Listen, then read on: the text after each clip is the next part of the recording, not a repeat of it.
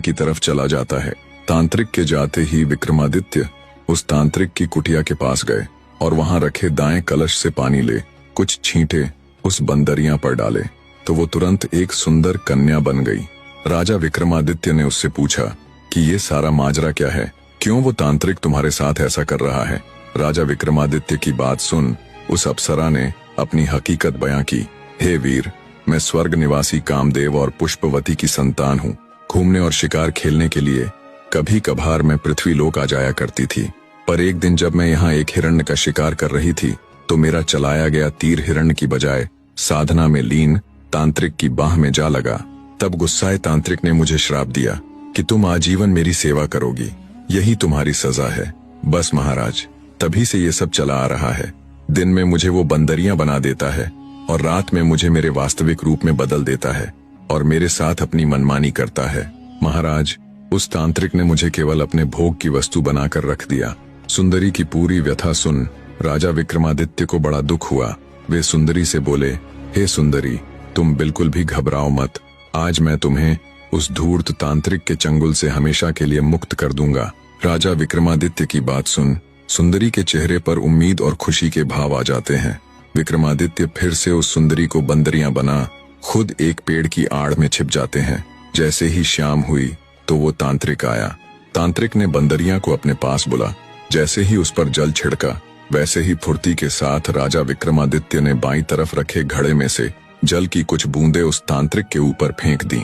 इधर बंदरियां यानी देवलोक की सुंदरी अपने वास्तविक रूप में आ गई और उधर वो धूर्त तांत्रिक बंदर बन गया। बंदर बने तांत्रिक ने खूब उछल कूद की, पर अब क्या होने वाला था। राजा विक्रमादित्य ने तुरंत अपने वीर को याद किया। विक्रमादित्य के स्मरण करते ही तुरंत उनका वीर हाजिर हो गया। राजा विक्रमादित्य ने उसे हुक्म दिया कि तुम इस सुंदरी को देवलोक छोड़ आओ, और उस उछल कूद करते तांत्रिक को देख बोले, यही तुम्हारे कर्मों का फल है। उन्होंने उस जादुई पानी के दोनों घड़ों को साथ लिया और उज्जैन नगरी की तरफ चल पड़े। दूसरी तरफ जादुई वीर कहे अनुसार उस सुंदरी को उसके घर यानी देवलोक में छोड़ आया। इतनी कथा कह 8वीं पुतली तारामती राजा भोज से बोली, सुना राजन, ऐसे थे हमारे राजा विक्रमादित्य, जो किसी भी अनजान व्यक्ति के दुख को अपना दुख समझकर उसे दूर करने के लिए खुद को पूरी तरह उसमें झोंक देते थे। किया है अगर आपने भी कभी कोई ऐसा कार्य, तो बिना विलंब किए आइए आगे और विराजिए इस सिंहासन पर। भोज बेचारा एक बार फिर से किसी गूंगे की भांति खड़ा रह गया। उसे कुछ भी कहना नहीं सूझा। दरबार में एक बार फिर से तालियों की गड़गड़ाहट थी। आज का दिन भी ऐसे ही गुजर गया। अगले दिन फिर से राज दरबार सजा। राजा भोज फिर से मन में एक जिद लिए उस दिव्य सिंहासन की तरफ बढ़ते हैं, पर जैसे ही वो सिंहासन के निकट पहुंचे, एक बार फिर से एक तेज प्रकाश के साथ उस दिव्य सिंहासन से एक और पुतली प्रकट हुई। सिंहासन से प्रकट हुई 9वीं पुतली का नाम था त्रिलोचना। त्रिलोचना ने भी राजा भोज को सिंहासन पर बैठने नहीं दिया और उन्हें अयोग्य बताते हुए राजा विक्रमादित्य के जीवन से जुड़ी एक और कथा का बखान करना प्रारंभ किया। तो सुनिए राजन, किसी रोज राजा विक्रमादित्य के हरकारे गश्त पर थे, तभी उन्हें एक निर्धन व्यक्ति दिखाई दिया जिसके चेहरे पर डर और चिंता के भाव थे। उस निर्धन व्यक्ति के पास बहुत सारा धन था। हरकारों ने तुरंत उस संदिग्ध व्यक्ति को चोर समझकर पकड़ लिया और उसे राजा विक्रमादित्य के समक्ष पेश किया और बोले, महाराज, ये व्यक्ति चोर है। इसके पास बहुत सा चोरी का धन था जिसे लेकर ये नगर से बाहर जाने के फिराक में था। हमने जब इसके हाव भाव देखे तो कुछ असहज लगने पर हमने इसकी तलाशी ली, जिसमें इसके पास बहुत सारा धन मिला है। हरकारों की बात सुन राजा विक्रमादित्य उस निर्धन से दिखने वाले व्यक्ति से बोले, क्यों भाई, कहाँ से आया तुम्हारे पास इतना धन? राजा विक्रमादित्य के पूछने पर निर्धन व्यक्ति बोला, क्षमा करे राजन, मैं कोई चोर नहीं हूँ। दरअसल नगर की एक धनवान शादीशुदा औरत के साथ उसका प्रेम प्रसंग चल रहा है। उसी स्त्री ने मुझे ये सारा धन देकर नगर के बाहर बने चबूतरे पर रुकने के लिए कहा था। उस स्त्री की योजना ये थी कि वो अपने पति को धोखे से मृत्यु के घाट उतारकर नगर के बाहर उसके पास आ जाएगी। फिर वो दोनों मिलकर कहीं दूर जाकर आराम से अपना जीवन व्यतीत करते। निर्धन नवयुवक की बात सुन राजा विक्रमादित्य को बड़ा कौतुक हुआ। उन्होंने अपने हरकारों को तुरंत आदेश दिया और उस व्यक्ति के बताए पते पर जाकर सच्चाई का पता लगाने के लिए कहा। राजा का आदेश पाते ही तुरंत उनके हरकारे बताए गए पते के लिए निकल गए। जब वे वहां पहुंचे और उन्होंने वहां का दृश्य देखा तो हैरान रह गए। अपने पति के मृत शरीर के पास बैठी स्त्री ने जब हरकारों को अपने घर आया देखा तो उसने पूरा हो हल्ला मचा दिया और आंखों में अश्रु लिए हरकारों से बोली, हाय हाय, मैं लुट गई, बर्बाद हो गई।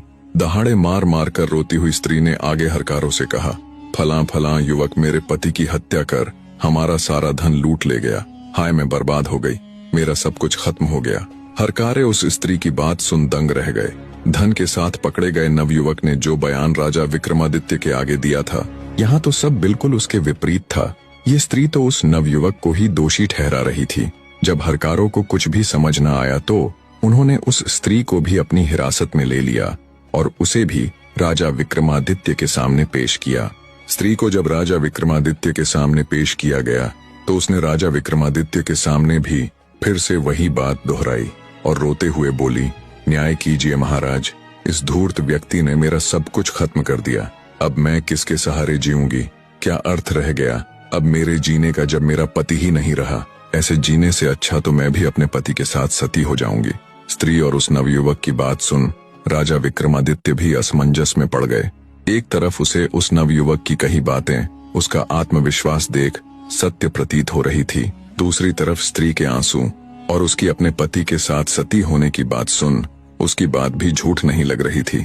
कुछ देर राजा विक्रमादित्य गहरी सोच में डूबे रहे।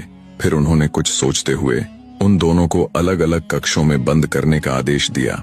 फिर राजा विक्रमादित्य ने स्त्री के घर जाने वाले हरकारों से पूछताछ की और उनसे वहां का पूरा विवरण लिया और तुरंत एक राजवैद्य को बुलाया और उस स्त्री के मृत पति की जांच करवाई। राजवैद्य ने जब उसकी मृत्यु का कारण बताया तो सारा माजरा राजा विक्रमादित्य के आगे बिल्कुल स्पष्ट हो गया। राजा विक्रमादित्य ने उस स्त्री को बुलवाया और सख्त स्वर में पूछा, तुम्हारा पति कैसे मरा? स्त्री ने फिर से रोते हुए कहा, महाराज, वह नवयुवक मेरे घर आया और मेरे पति को मारकर हमारा सारा धन लेकर भाग गया। उस स्त्री की बात सुन राजा विक्रमादित्य बोले, अरे दुष्ट स्त्री, क्या तुम्हारे अंदर लेस मात्र भी लाज लज्जा नहीं बची, जो अपने पति को मारने के बाद इतने विश्वास के साथ ढोंग कर रही हो? सच ही कहा है किसी ने, स्त्री का त्रिया चरित्र जाने न कोई, खसम मार के सती होए। राजा विक्रमादित्य की बात सुन स्त्री के चेहरे का रंग उड़ गया। पूरा राज दरबार हैरानी के साथ साथ असमंजस में था कि कैसे राजा इस स्त्री को दोषी ठहरा रहे हैं। सभी की उत्सुकता अपने चरम पर थी। आगे विक्रमादित्य बोले, जब मैंने हरकारों से पूछताछ की तो उन्होंने बताया कि स्त्री के घर में सारा सामान ज्यों का त्यों अपने स्थान पर बिल्कुल व्यवस्थित तरीके से रखा हुआ था, कुछ भी बिखरा हुआ नहीं था।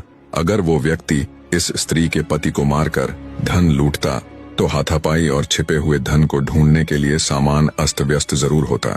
आगे राजा विक्रमादित्य ने स्त्री को दोष